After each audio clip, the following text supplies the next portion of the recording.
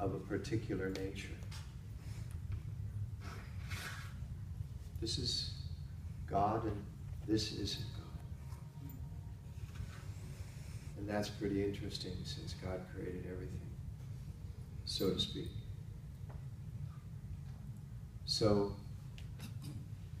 the lack of explanation was filled with insufficiencies and dichotomies.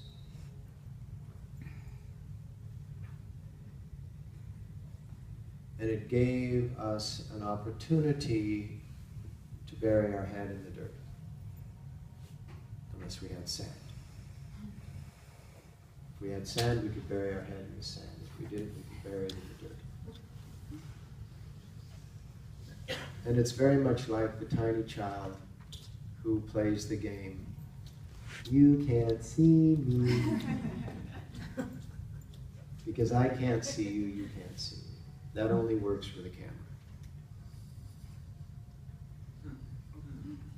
Right? If you can't see the camera can't see you.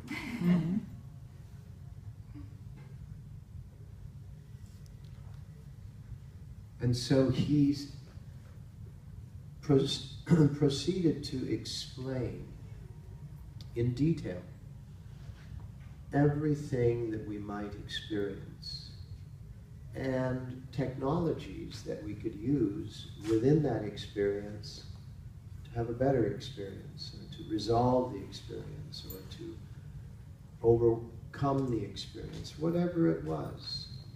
Because the human birthright is ease, joy, knowing, and liberation. That's the human birthright. Because the human has the capacity to render its instruments as such that its consciousness can experience, can be aware of, the ease that is in all situations, the joy that is in all situations, the knowing that is in all situations, the liberation that is always.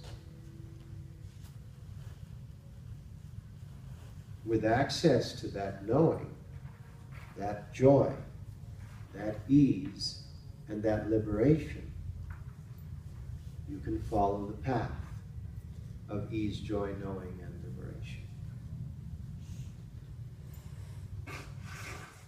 However, or in addition to, along that path of ease, joy, knowing, and liberation will be obstacles.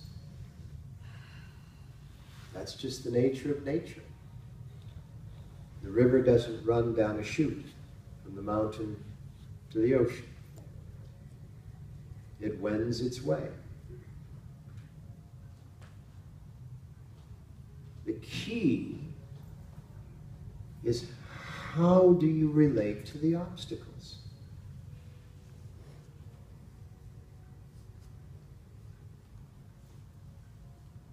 In the ancient yogic teachings, they understood that obstacles are our deepest guardians.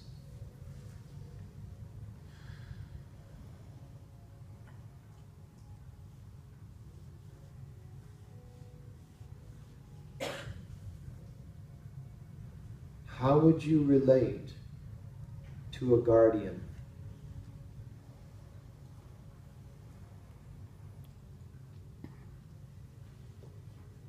What is a guardian?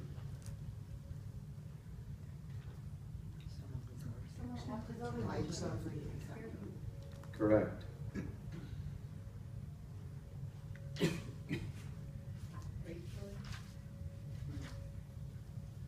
Obstacles are our deepest guardians. And here's how it works. When you come to a moment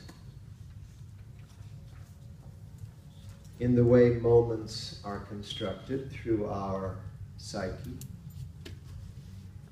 there's another moment, isn't there? Beyond the moment. Yes? Yes.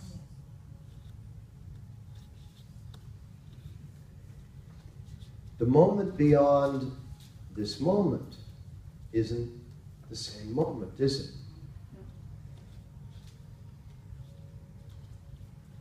Wouldn't it be wonderful if you were prepared for the subsequent moment? Wouldn't it be wonderful if in entering each moment you were actually prepared for the moment? So prepared that the moment in you had this incredible relation of ease, joy, knowing, and liberation. That you never felt overwhelmed by the moment, underprepared for the moment.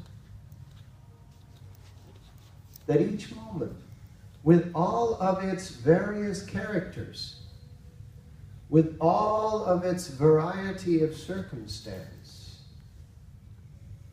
with all of the sensations that you can muster from within, every moment is a moment of ease, joy, knowing, and liberation, which would be graceful, correct?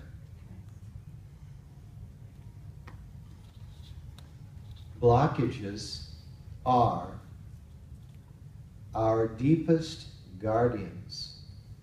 And what they do is they hold us for a moment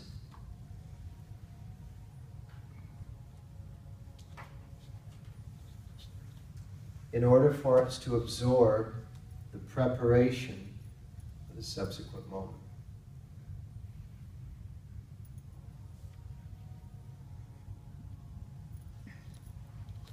If I am suddenly held by my guardian, but I don't interpret my guardian as my guardian, I interpret my guardian as a blockage, as an interruption, as a disruption, as a confrontation, as an obstacle, as a hurdle. And I am so up to here with obstacles and hurdles and obstructions and how am I going to have a moment with my guardian?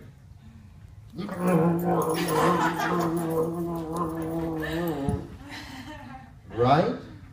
And that moment turns into more than a moment. Here you are. Here's the blockage. Here was you. You were coming. One day, 1 week, 1 month, 1 year, 1 decade. And how do you know when you've revisited a moment? When you have repeating blockages. When you have repeating blockages, that's when you know, I have been in fury about this moment, blockage, for some time. There could be a blockage that you go, oh man, when I was 14, this happened. That's a significant reaction to a guardian, and all those words and descriptions that you use to describe the guardian.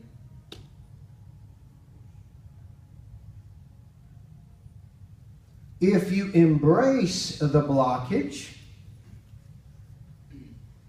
you erase the antagonistic sensation, you absorb the information that allows you to go from this little being to a broader being, because a broader being is required for the subsequent moment. In other words, you don't go into the subsequent moment, you're going within the same moment.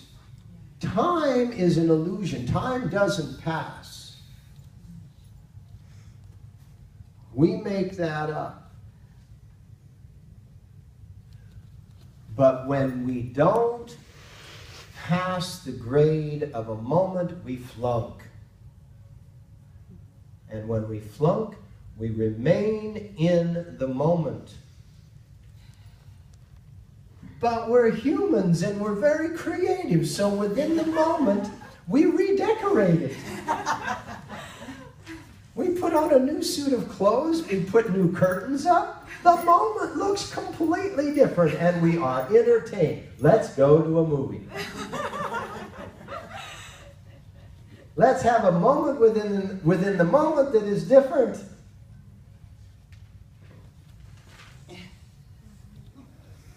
And Yogi Bhajan called that entertaining ourselves to death.